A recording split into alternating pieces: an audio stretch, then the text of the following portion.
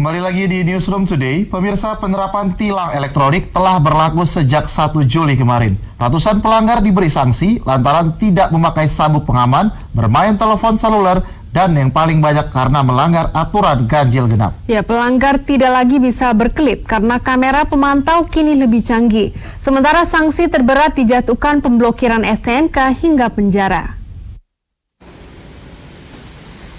Sanksi tilang elektronik sudah berlaku sejak 1 Juli. Pelanggar lalu lintas dikirimkan data pelanggaran melalui surat elektronik. Jika tidak direspon sesuai waktu yang ditentukan, bersiaplah STNK Anda diblokir polisi.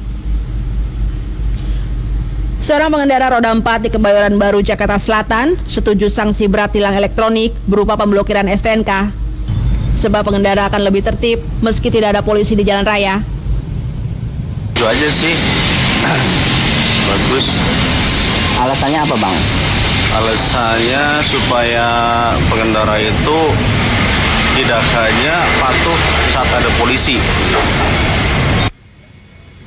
Namun ada juga pengendara yang tidak setuju dengan adanya tilang elektronik karena dianggap membingungkan mengurus dendanya.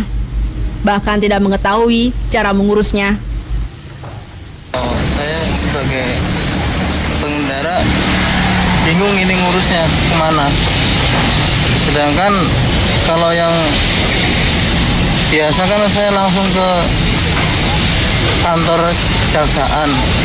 Nah kalau seandainya ada tilang elektronik, saya bingung ini ngurusnya kemana.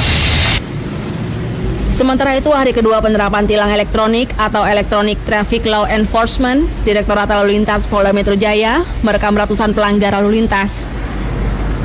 Pelanggar terbanyak tidak mematuhi pemberlakuan nomor kendaraan ganjil genap, tidak mengenakan sabuk pengaman, dan menggunakan telepon seluler saat berkendara. Pertama ini itu kita sudah mendapat 118 pelanggaran lalu lintas dari checkpoint dan ANPR dan 21 pelanggaran di titik yang pertama. Artinya sudah mencapai hampir 150 pelanggar untuk satu hari ini saja. Nah, pelanggaran tertinggi itu terhadap pelanggaran ganjil genap. Nah, pelanggaran berikutnya menggunakan safety belt.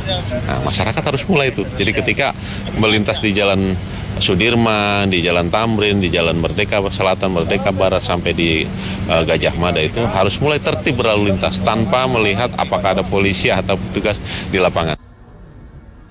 Direktorat Lalu Lintas Polda Metro Jaya menerapkan penilangan elektronik dengan 4 fitur terbaru sejak 1 Juli.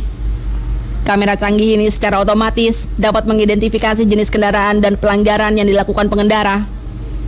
Pelanggaran yang dapat terekam ITEL, yakni marka jalan, lampu lalu lintas, ganjil genap, tidak menggunakan sabuk pengaman, menggunakan ponsel saat berkendara, hingga mencatat kecepatan maksimal 40 km per jam. Petugas akan memverifikasi pelanggaran yang ditangkap kamera. Apabila benar melakukan pelanggaran, akan diterbitkan surat konfirmasi ke pelanggar. Sanksinya beragam, mulai dari denda Rp500.000 hingga Rp750.000 atau kurungan selama 2 bulan dan ada juga yang 3 bulan. Kamera tilang elektronik dengan fitur terbaru yang lebih canggih ini ditempatkan antara lain di JPU MRT Bundaran Senayan, JPU MRT Polda Semanggi, JPU depan Kementerian Pariwisata, jembatan penyeberangan MRT dekat kantor Kemenpan RB, serta simpang Bundaran Patung Kuda dan JPU Plaza Gajah Mada. Mual Kopandi, Hendra Riyadi, JAK TV.